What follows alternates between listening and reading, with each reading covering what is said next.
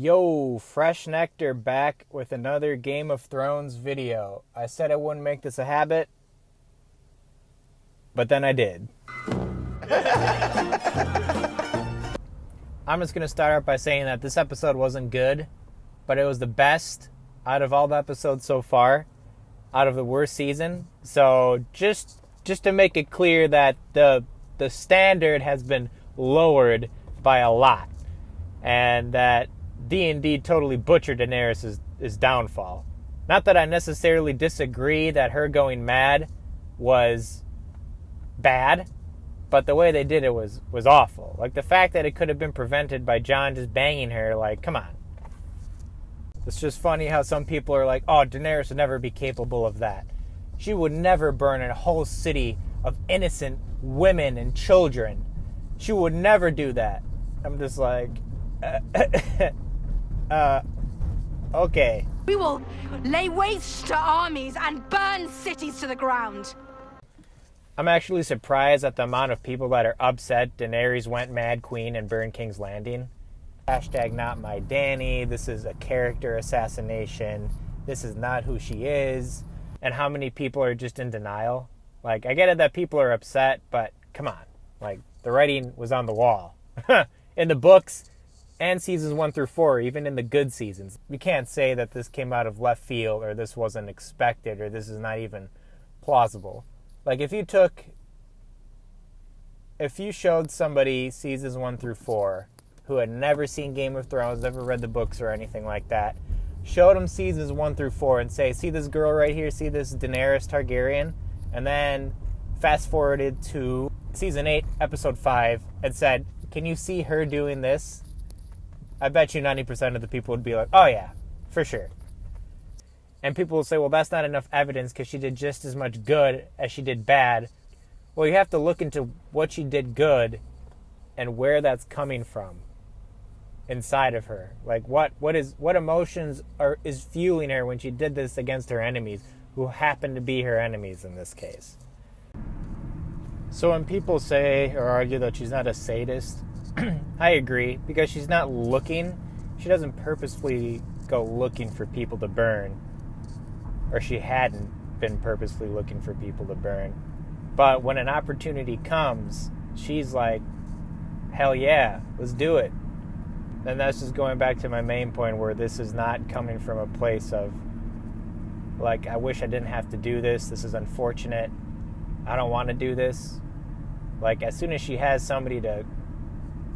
as soon as she finds the bad guy, she doesn't even bother with the trail. She's like, oh, yep, you're a bad guy. You're going to burn.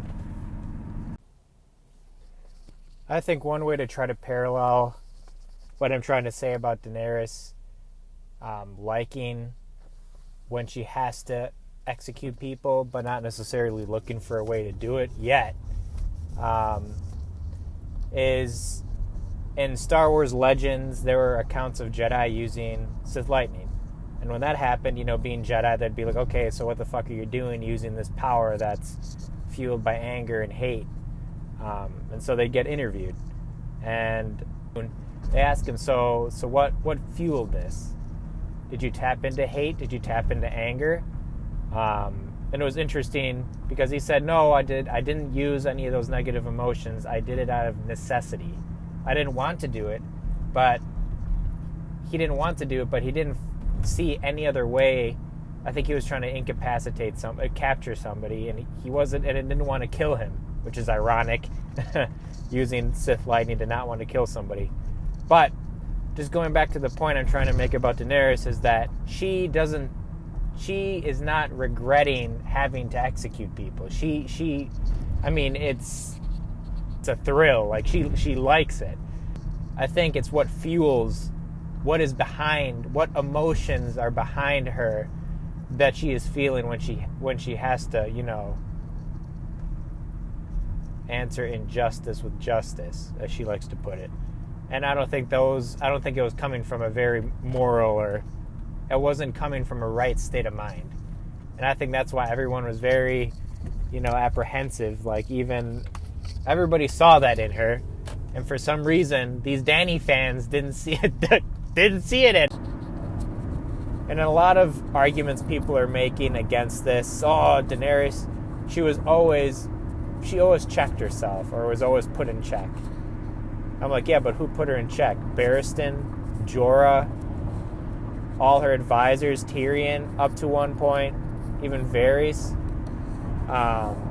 She reeled herself in sometimes, but there are so many instances where she was like, yeah, I'm going to do this brutally awful thing, even to my enemies, or brutally awful thing to an innocent may or may not die. Like when she came back to Meereen at the end of season 6, she was like, yeah, I'm going to burn all the cities to the ground. I'm like, okay, so are you planning to move all the slaves out before you do that?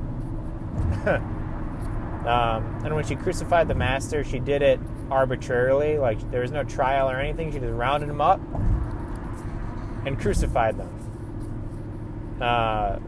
And, there's several quotes, like, they can die in my new world, or they can die in their old world, or live in my new one. And, I mean, granted, Jorah convinces her not to do that brutally awful thing, but I mean, just looking at her face when she had people get burned or eaten by the dragons beneath the pyramid, and even when Viserys got his golden crown, I mean, she is reveling in, I don't know if it's the power or just the moment of her. I mean, this is kind of coming into my second point, that I think it was portrayed even in season 1 through 4 that she's doing this for a sense of justice, but there's a layer beneath that this is not coming from a place of resentfulness, or not resentfulness. This is not coming from a place of regretfulness or not wanting to necessarily have to do this. Like, she seems like she enjoys this to a certain extent. And someone like Jon or even Stannis, like, people are comparing like how they would have done this. Well, they've executed people before and they haven't been called mad. Yeah, but they haven't arbitrarily executed people like Daenerys has. Like, she literally rounded up the Masters, didn't bother to figure out whose side they're on, and just started like burning them, threatening them, crucifying them. And I can tell you right now, Jon and Stannis, and even fucking Tywin, they wouldn't have done it like that. And just the way it's portrayed as to how and to where this is coming from, it's fueled by spite and anger and not a true sense of justice. I guess the way it's portrayed is it's coming from a completely different place than other characters, which I think people overlook because we don't have inner dialogues, which I think the books help a lot. Especially, I mean, coming back to her crucifying the Masters, like, she has a whole inner dialogue. I forgot if it's at the end of Storm of Swords or beginning of Dance with Dragons, but she's basically trying to convince herself as to her crucifying, how many was it? Was it 163 in the books again, or 150? It was more than 100, but she's trying to convince herself that this was okay. It was for the children, for the innocents, for the slaves. What I did was okay. And you can tell she's conflicted as to, maybe I shouldn't have done that. So, now, I'm not defending D&D because the caveat of this is there was no development at all. They dropped the ball. But everybody knows that, I mean, it is known that D&D are not good writers. So they went from 0 to 100 in one episode.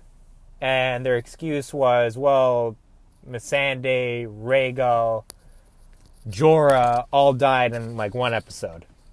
Literally, they had Jorah's funeral in episode 4. Then Rhaegal got aimbotted by Euron, and then Missandei got captured and decapitated. And that's what pushed her over the edge. I'm like, well, if you're going to have her go crazy, if you're going to do this, you have to be fair. You have to give it time to develop. You can't just have her flip a switch. Oh yeah, it was totally unfair to her character. If they were going to do this, if they're going to do the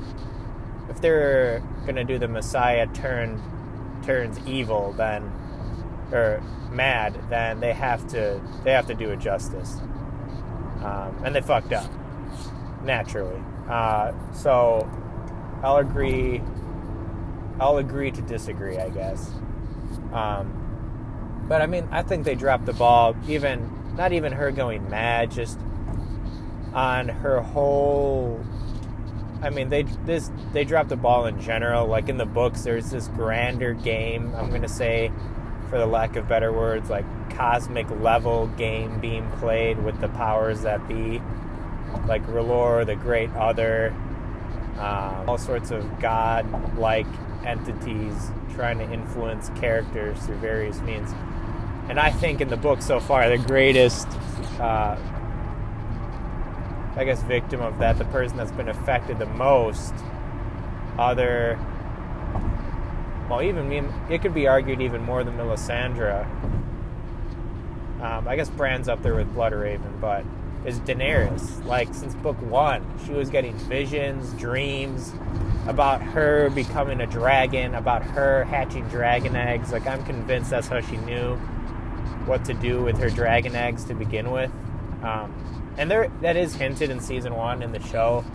Like, you have, I mean, it can be implied.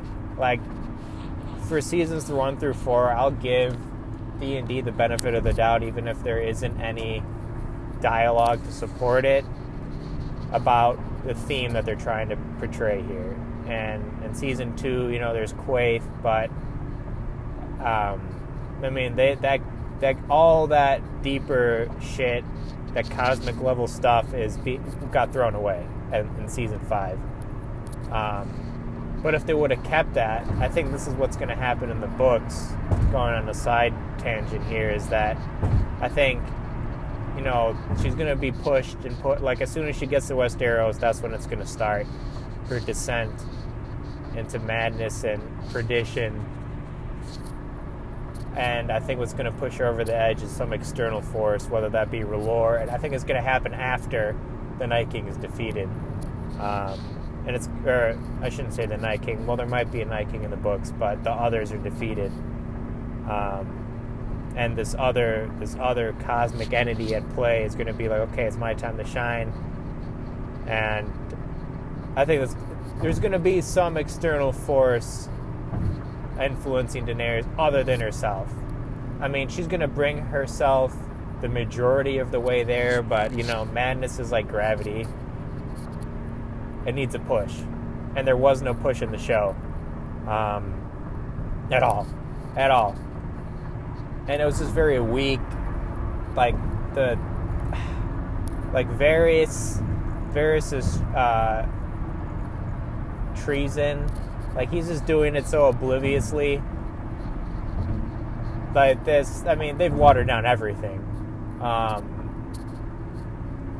But, I'm surprised if they wanted to do this right, like, just ways they could have redeemed this or made it even more plausible, is if there was a conversation with somebody, like, asking, hey, like, Daenerys, like, you're obviously not okay, everyone can see it, like, we want to help you, we still believe in you. And obviously she was paranoid at that point. Like, that was communicated very clearly. I mean, I like the little hint that she wasn't eating because she thought she was going to be poisoned. And that's why Varys asked his little bird, like, is she eating? Like, did she eat the poison?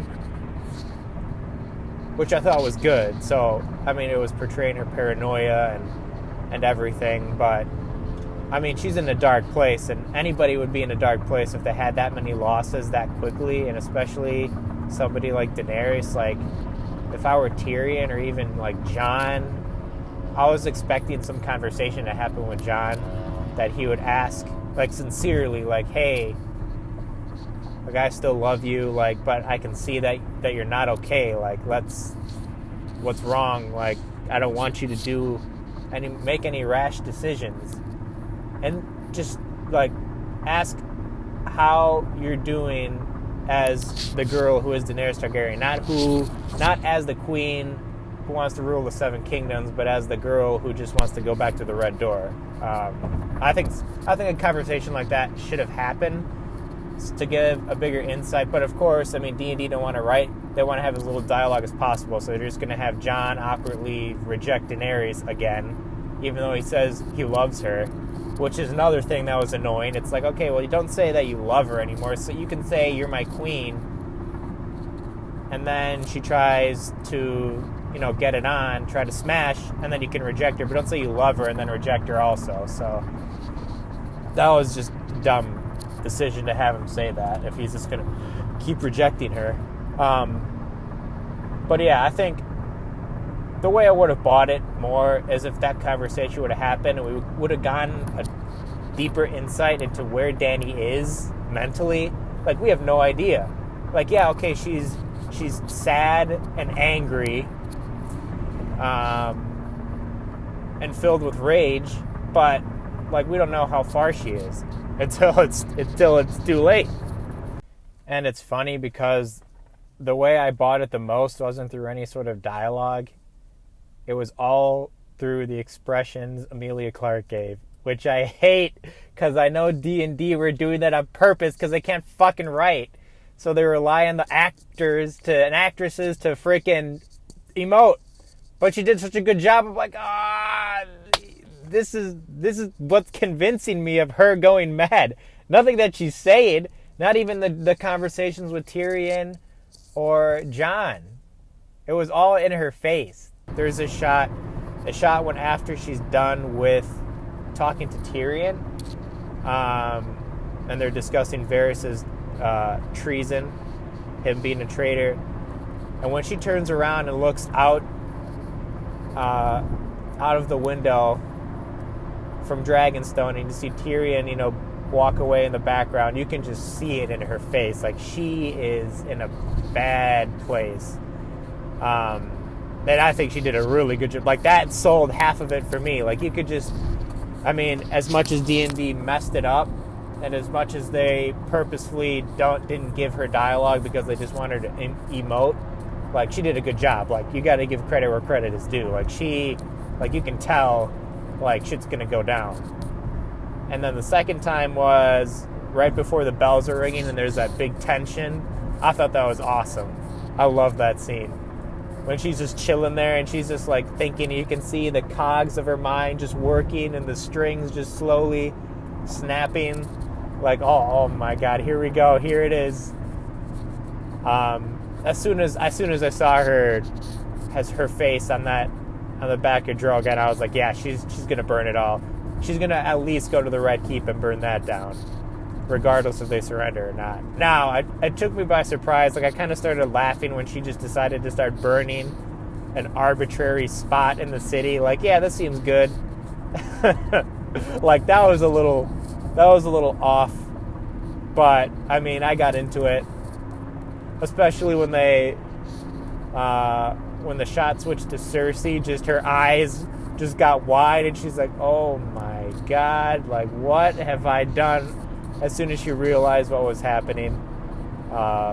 Overall, I think this episode was the best out of all the episodes so far. And again, that's not saying much because the season is trash. It's still trash. But I think it was the best one. I had the most fun with it because this is something that I wanted to happen, that I predicted, that I've stood by since season 3. After she became Misa, I was like, yeah, no.